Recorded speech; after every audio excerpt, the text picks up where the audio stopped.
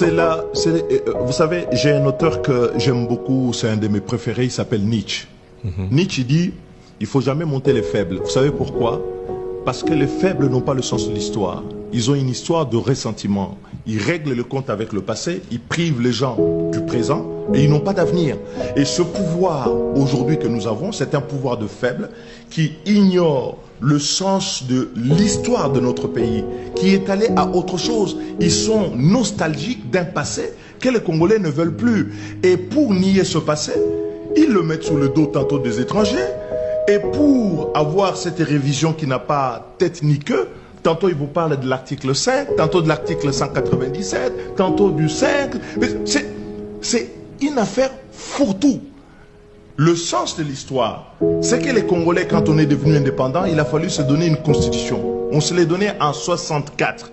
Et déjà en 64, les Congolais avaient conscience que les gens pouvaient abuser de leur pouvoir. Et donc, ils avaient mis en place un mode de révision de la constitution. On dit une constitution rigide.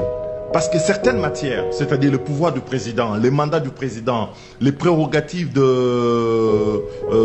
pouvoir judiciaire, les questions financières, la répartition de pouvoir entre les provinces et la nation, ne pouvaient pas être modifiées sans l'accord, non seulement de chambres, mais aussi des assemblées provinciales. Et donc on avait copié quelque part un peu l'article 5 de la Constitution américaine qui rend l'adoption d'un amendement assez difficile.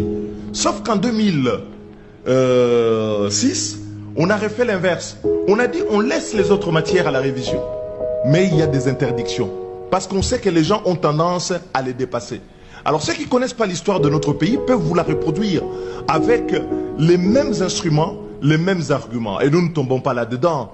Parce que nous savons ce qu'ils recherchent éperdument. Et puis quand on regarde le pays, la qualité de la gouvernance, l'incapacité de ce pouvoir, son impuissance, ce manque de vision, on ne peut pas dire qu'on va réviser la Constitution pour des intérêts personnels.